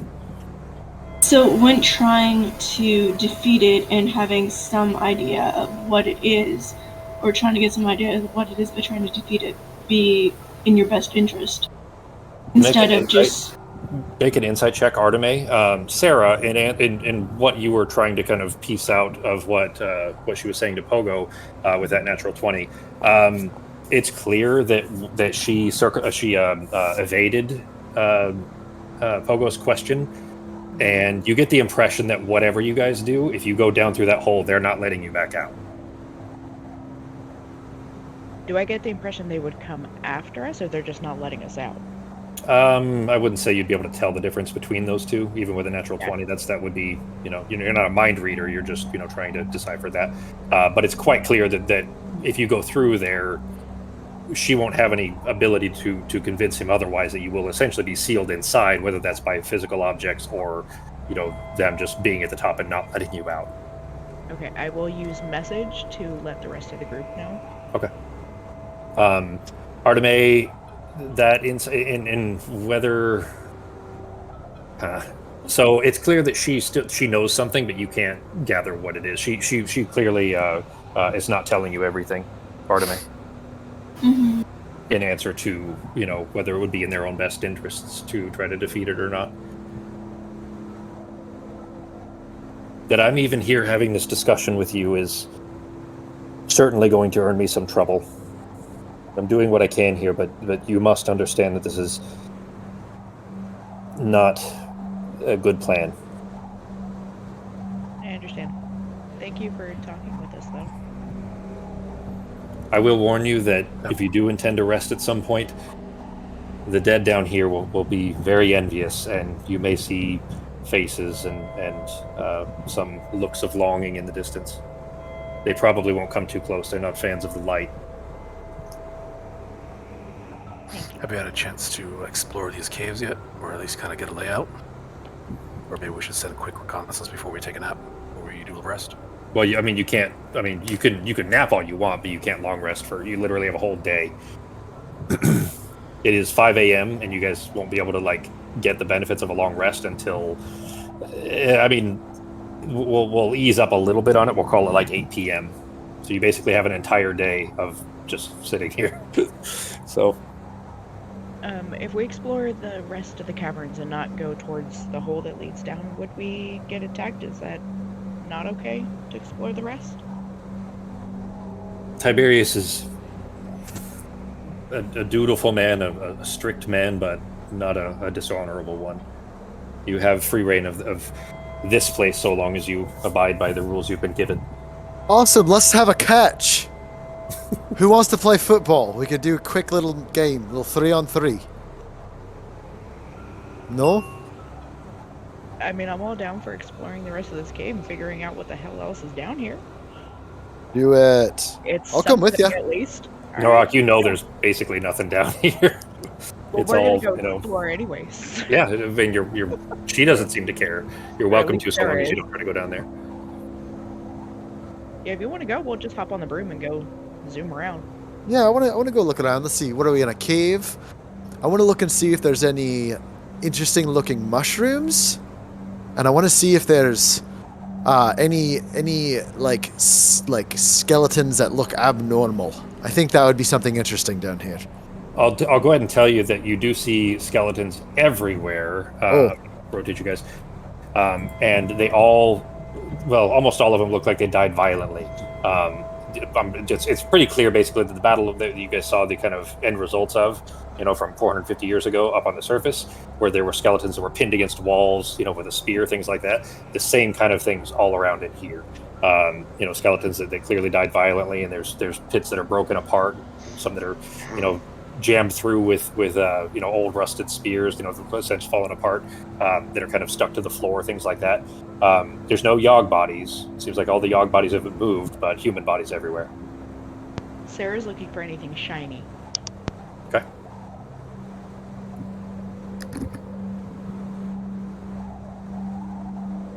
Let's see. As far as looking, well, you know what? So they're... There's 2 places that they wouldn't... 3, technically. The third one being the hole that goes down, that they wouldn't let you guys go. But apart from that, for simplicity's sake, go ahead and give me investigation checks, Sarah. And Pogo, you were going as well, the 2 of you? Yeah, I'm just gonna ride along on the magic broom ride. Okay. So is this thing's alive, right? This thing that we're riding on? Don't remind me. I'm gonna move you guys. Yes, technically. I'll move you guys up here. Can I just say that Sarah's okay with cuddling it at night, but she doesn't want to be reminded that it's alive? It hasn't attacked me. It was super sweet, and it lets me ride on it, so I don't have to walk. So, Becky, there was something I think I forgot on your shadow skin here. Oh shit! While in this form, you have advantage on intimidation checks and disadvantage on persuasion checks. You become very hard to detect, blah blah blah. So I'm not gonna roll back that far and retcon those persuasion checks. Those should have been at disadvantage, even with help. Well, potentially a flat roll with help, because when you're in your shadow skin, you are the opposite of persuasive. All right. Well, we'll come back to your investigation checks here in a minute. What's the rest of the group doing? You've seen Axia kind of float off in the distance. I'm just reading and gonna look through any of the books I have to see if I can find anything useful.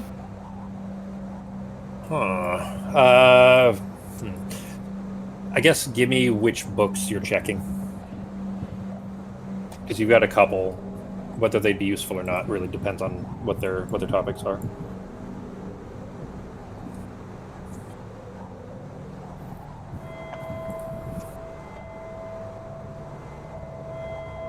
I'm looking through trying to find the book. Okay. While you're doing that, well, there's a specific thing for Pogo and Sarah here in a moment. What's Nork doing, G?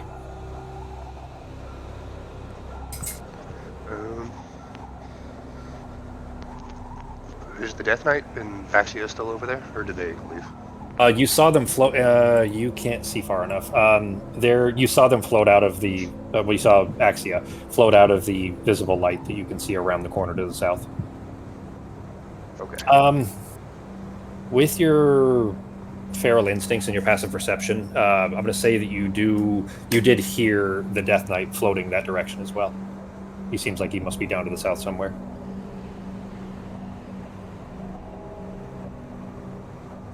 Yeah, I probably wouldn't be able to see him anyway if I don't have any light. Do you still... No, you actually, if you get too far, you wouldn't have your dancing light. Yeah, you'd need a source of light. Okay, I'm just going to hang out and play my lute then for now. Okay. You do still hear the recorder playing in the distance there, too. Okay. All right. How about Nazim? Before I rest, is there any way that I can just either study from afar or kind of from afar these spirits or ghosts to help aid me in my my personal growth? There aren't any visible right now. Even the light, even though it's not... Basically, they seem indifferent. They just are not near enough right now where you're at. You could potentially, float around a little bit and go look, and because they're all over the place, they're just not near where you are right now. Okay. So it wouldn't behoove me to study them just a little bit, or You definitely can try. Yeah, it's just not where you're at. So if you're gonna go find some, yeah, they're all over there. There's not in the cave area where you're at. They're in the Mephuin temple. They're like ruined part over to the west. To the west. Yeah. All right. How much time do I have before that arrest? Just 10 minutes or so? 15 minutes? You're not in a long rest. You literally have an entire day. No, you're not. You won't be able to take a rest. Well, you could take a short rest, yeah. But you guys have a whole day before you can actually rest and get the benefits of a long rest. So you basically have a lot of hours to kill. All right. I'll study and then eventually do a short rest. Okay. All right. Then with go ahead. Yes, so the broom may be alive, but I mean, I don't care what Artemis says. It's not a mimic. It is just cute and cuddly and it lets me ride it and I like it. But it is not a mimic. But it is. She says as Pogo sees the coins stuck to it that are the eggs. She's purposely ignoring. Yep. She's in just complete denial. That's right. She doesn't like mimics. Mimics tried to kill her multiple times. Whatever works for you. Well, I mean, if that logic, then we shouldn't like, most people. Everything's tried to kill us once or twice. Yeah. Sea monsters, we can't go in the ocean. Hence Can't why go I to don't have- islands because plants try to kill us, so we can't own any plants. Yeah. We can't go to deserts. We can't go to snow-covered tundras. We're running out of ecosystems that we're comfortable with anymore. I have trust issues now, so Really limiting our biomes. Really are. Yep. eventually I'll just be a hermit in the woods by myself.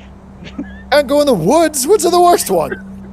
Oh right, we killed that freaking witch in the woods, didn't we? Damn it. I don't know.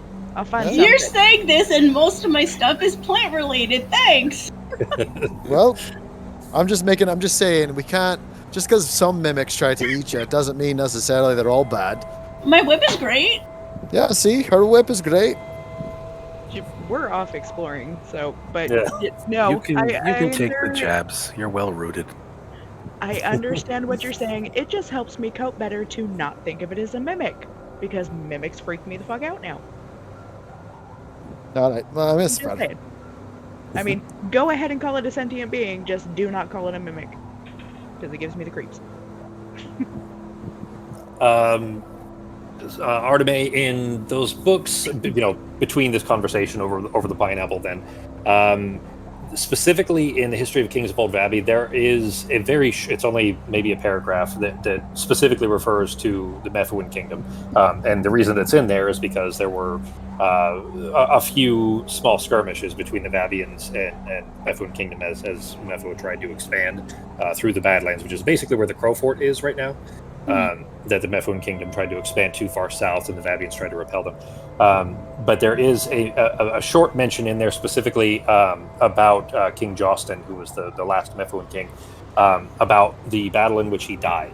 And the date on that is earlier than the history of this fort. So Norak had given you a small amount, but that this fort, or the temple rather here, was built about 450 years ago. And that King Jostin, the last king of Mephu, died 500 years ago. So there was like a 50-year gap or so between when the king died and this temple was taken back by the Yogg, which you find a little bit interesting. Okay, but nothing about spirits. No, there's really in either of those there isn't much. Give me a. This would kind of be a memory check, I guess. So let's go ahead. Let's make it an intelligence check, and go ahead and add your proficiency. So you just roll an intelligence check, and then we'll add your 5 for proficiency.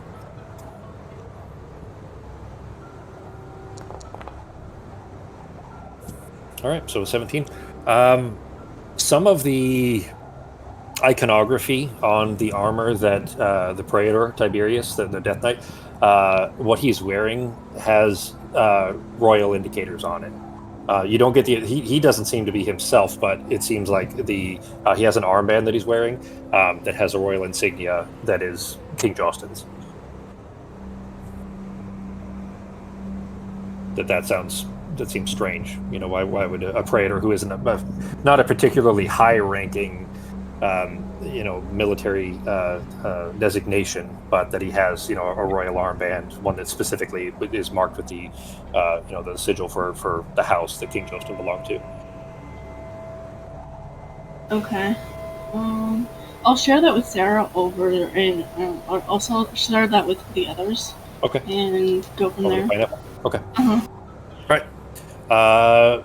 Pogo and Sarah, as you guys are flying around in the broom, there you do spot something shiny, and you only catch it because there's this little glint of light from the dancing lights that Sarah has up that kind of reflects it, and it's beneath some stones. There's like a little crevice where a stone has fallen on top of like a little kind of divot in the ground, and there's a glint of metal, it seems, beneath it. And it seemed like you saw something move, just a very small, probably the size of maybe a rat, move in that little crevice beneath the rock. But it caught your attention. What are you guys doing? Oh, I mean, I'm gonna jump off the thing and poke it with my sword. I'm sending a dancing light over there as well. So I'm just gonna try to what is that? What is that? Okay. We maybe get a pet, and I'm gonna flip the thing over with my sword if I can. Okay. I don't think we need any more pets. No, I just want to see what it was. It looked weird. It's like. Well, you jab your like a child. Sword. Actually, that's a lie. Like literally me at my current age looking at a lizard. Like I'm not gonna pretend like I wouldn't go and look at a lizard. Like if I found one in the rocks in my front yard. Mid-30s Justin flipping rocks over to look at lizards. Looking for slugs in the yard, things like that. You jab the end of the elven short sword beneath the rock and kind of use it as like a pry bar, essentially, to knock the rock over. And you see something scurry away into like a little dirt hole, but it didn't look rodent-like. It didn't look like a pet. It looked like the back of a wrist. Oh. And it scurried under the dirt. The way that, like, you guys know what a sand scorpion is, like the wind spiders, those things. I think it's wind scorpion. How they kind of bury themselves in the sand. That's kind of what it looked like. What's that? But it was just a wrist, like not attached. Yeah. It literally looked like a disembodied hand, bony. And did it go? Is it the hole that I went to? Is just like it's fucking gone. Like I'm not gonna be like. No. It didn't go down through a hole. It flattened itself and then kicked dirt up on top of itself.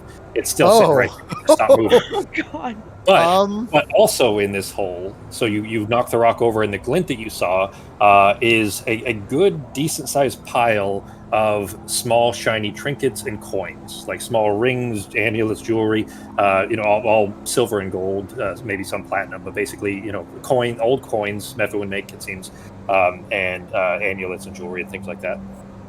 Well, I mean, if you want to keep the hand as a pet, I guess it's okay. Just keep it away from me. I don't know what I want. I mean, obviously, look, that's his little treasure. He's his little treasure. What do I think gold-wise that little pile is worth? Okay. Raw material, kind of, basically, if there's nothing special, if it's all mundane, which by all accounts it seems to be, as far as you can, without any further look. Down.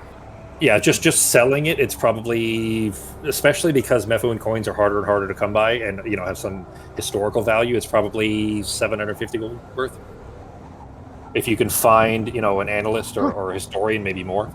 I mean, that's a decent little amount of gold there, that weird floundery hand thing. Did you see it? Do you see what I'm pointing at? Do you see that right there? That's a hand under the dirt, pretending he's not there. I saw it. I'm going to be honest with you. I was not expecting that, and I'm very not sure what I want to do about it. Both of you give me Arcana checks. I've taken a step back just because I'm not really... Oh. I thought it was going to be like a lizard or something. Oh, no, that's... Yeah, not bad. Oh, that was... Okay. Both of you got natural 20s? Hey! That's like 4 natural 20s tonight. A natural hand in that. There.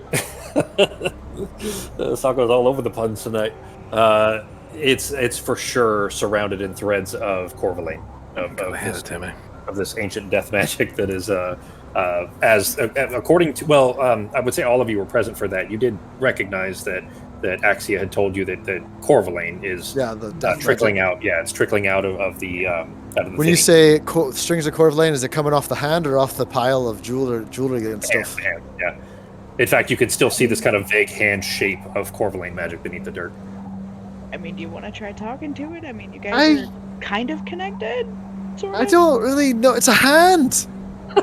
It doesn't know How sign do I language. talk? I don't show. Yeah, I don't know sign language. Living leather's fantastic. It's still fresh, but no. I mean, it's just a hand. How much harm could it? It's definitely not do? fresh. They look very old. Ugh. I mean, it's a hand. We could probably kill it and just take the shit, or we could try to.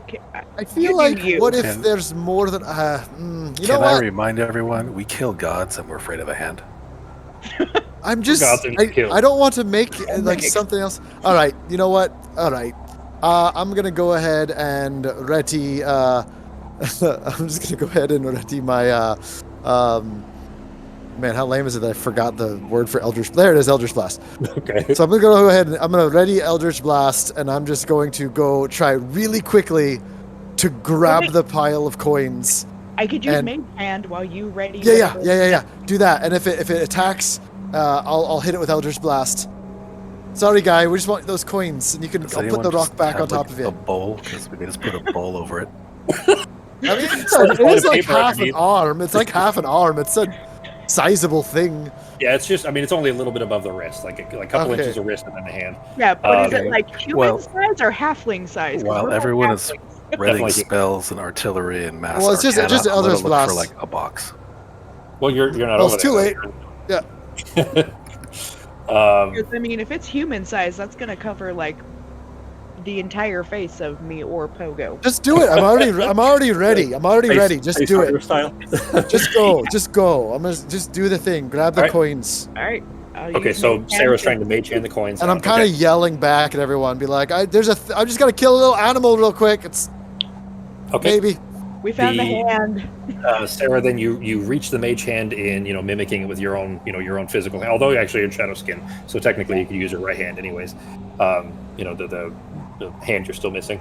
As you try to manipulate the mage hand around to kind of curl up under it, trying to scoop the coins. As soon as you do, there is a burst of dust as it erupts from the dirt and snaps out the way that like a scorpion might, as if it was trying to sting. Although all it has is these fingers. There is this kind of spray of clearly some long gone viscous liquid that sprays out from the top.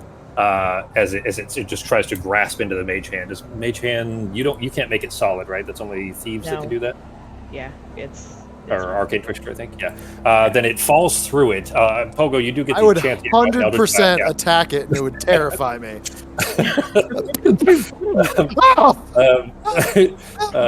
Pogo, you send out the blast of Eldritch energy at it. 22 will definitely hit. Go and roll the damage. Yeah. Good roll. It doesn't have a lot of hit points. The hand blasted with this electrical. Well, it's actually not even. It's just force energy that hits it. Knocks it away. It kind of plinks off of the rock nearby and then lands in the dirt and tries to scurry away. As you send another one at it. The second one will not. Wait, hang on. Yeah, I think I missed both. 14 and a 9. Yeah, second and third do not hit as it scurries away off in the darkness.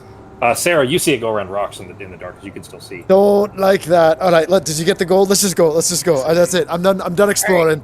I'm done because there might be I more of will- those. Hit points with one hand. I tell you what, you grab everything. I'll keep an eye on where the hand went, and then we'll identify when we get back to the group. See Yeah, if I'm just grabbing it. I'm just running. I'm running back to I'm at my fast as my little Get back halfling on feet the will carry me. broom. Oh, then okay. you I'm have back on the to- broom. I don't have hands. I'm holding stuff. I don't have hands. I'm just running. Just put it in your shirt and like. All right, Yeah, all right, like all when right. you rob the ship. Shoving it in my shirt like a stripper. Just grab it on the broom. Go. I don't want to be Can you- in it. You scurry your way back to the dome there. Norok, I would say that you. So you get back there. Norok had wanted to go down to where the other guys are, or at least want to give him the opportunity to do so, but he doesn't have a means of light. Ben, would you have asked anybody to, give you something that isn't a torch? G? No, I was just gonna wait until somebody was going that way anyway, or something. So. Well, then you see Pogo and Sarah arriving back. And nobody else has left or seems to be intending to. I could follow you with the light. I've got a light on me, so if you want, we could just go for a journey. I'm staying here until we're ready to figure out what we're doing in the morning. I don't like this cave anymore.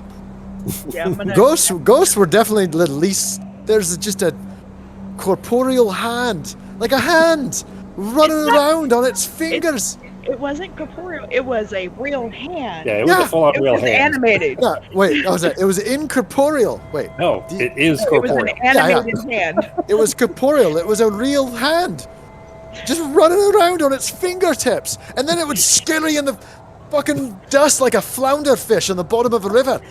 Couldn't even see it. All right. So, Justin, you got to go here. Watch in 2 where you minutes, right? step.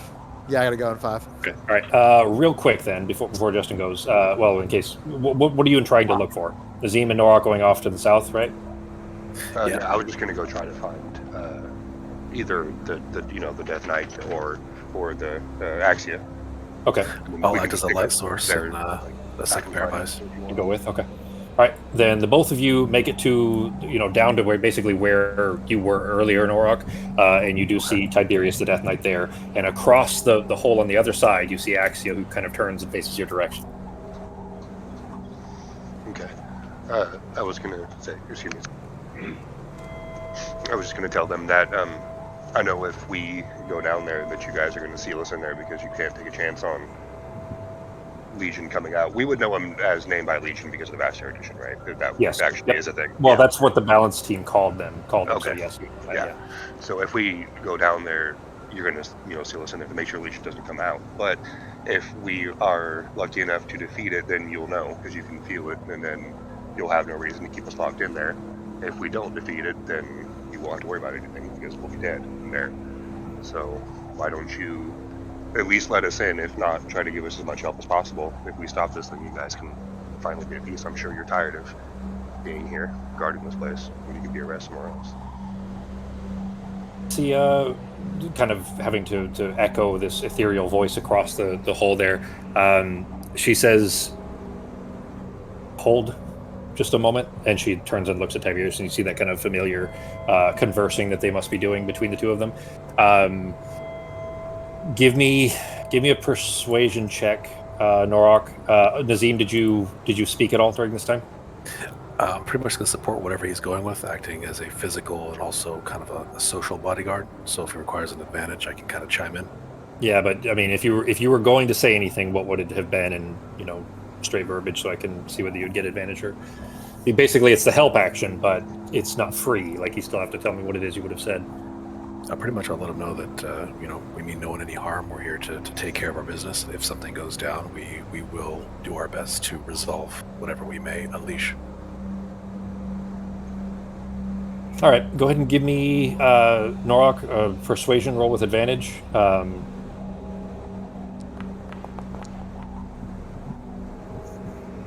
Not great. Yeah, he doesn't seem swayed. It's clear that they're still communicating between the two of them, but he doesn't seem convinced. Okay. And he says something. You recognize that it's a phrase you've heard him say a few times, but you don't know the translation of. Sarah, you might be close enough to hear it, so here, I'll go ahead and in case anybody asks, but there, that's what he says. I'll just yell, or no, I'll use the pineapple. You shall not free him. Anything else, G? Nope. Okay, I'm gonna pineapple because I just had a thought, and I'm gonna ask Nora to ask the other guy what his exact concern is, because we're not trying to free anything, which we've mentioned multiple times. So them just saying you're not freeing him is kind of redundant. That we're not trying to free. Yeah, I think adding the bones into the spirit world is going to free him from the bones from our realm into there, causing the other side to be more powerful. Well, us going through, one of us could possibly be possessed, but even if we are, they're not going to let us. If Legion lives, they're not going to let us back through either way. So if we go in there, we have to defeat that thing. There's no two ways about it. Or GTFO, yeah, is that the impression we get? Yeah, run like a motherfucker.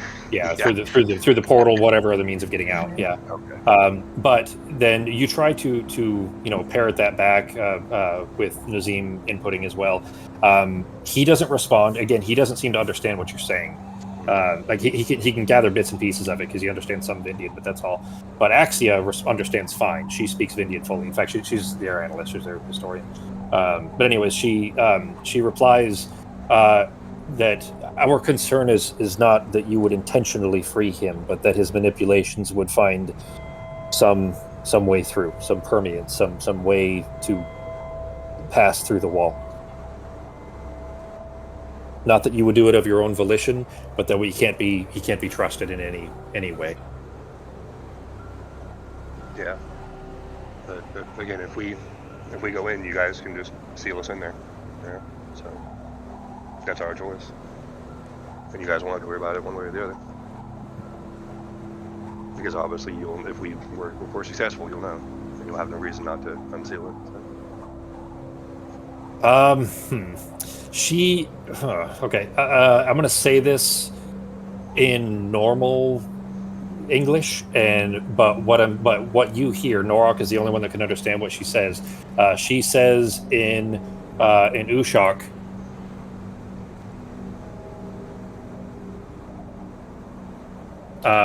And it's strange that she decides to speak in Ushak all of a sudden. It's the first time you've heard her do that. But it's clear that she's okay. It's clear to all of you that because she chose a different language, she chose it specifically to make sure that he did not understand. Can I still hear her? Yeah. Do you still have the yeah? Yeah. It's only an hour. Can you see that, honey? Well, how long has it been since I cast it? Because I recast it and I was talking to... You guys were floating around. I would say it'd probably be pretty close to over. If it isn't completely over, either way, Norok can understand what it was that was said, and Norok, you can tell the group. That's fine. But she says it specifically so that Tiberius, the Death Knight, does not understand. And the thing is, he also would recognize, of course, that she's speaking a different language on purpose to circumvent him. So he does not look happy, and he turns away from you. Okay, I'm just gonna nod at Axia and then relay to the group that she's trying to talk to him. Okay. All right, so for the sake of time, because Justin has to go, I'm going to go ahead and move you guys back. You would be going back to the bubble? Yeah. Taco and Ben? All right. Yep. Then, in that case, we'll go ahead and call it here, guys. Justin, you're good, right? You got to go? Yes, I love you guys, and I'll see you all next Saturday. Real quick. Is the next Saturday good for everybody, the 18th? Yeah. Yeah. Sounds good. Was there anything magical in there? Sorry, I had to identify. Roll a percentile dice. Here, you guys can do that without me, and I'll see you guys next weekend. Yep, I do. We'll stop here, Justin. You're not going to miss anything. Oh, okay. Yep. Okay. Then I will roll on a table here in just a minute and get that for you. Cheers, guys. Yep, I do. But we can hop over. Let's see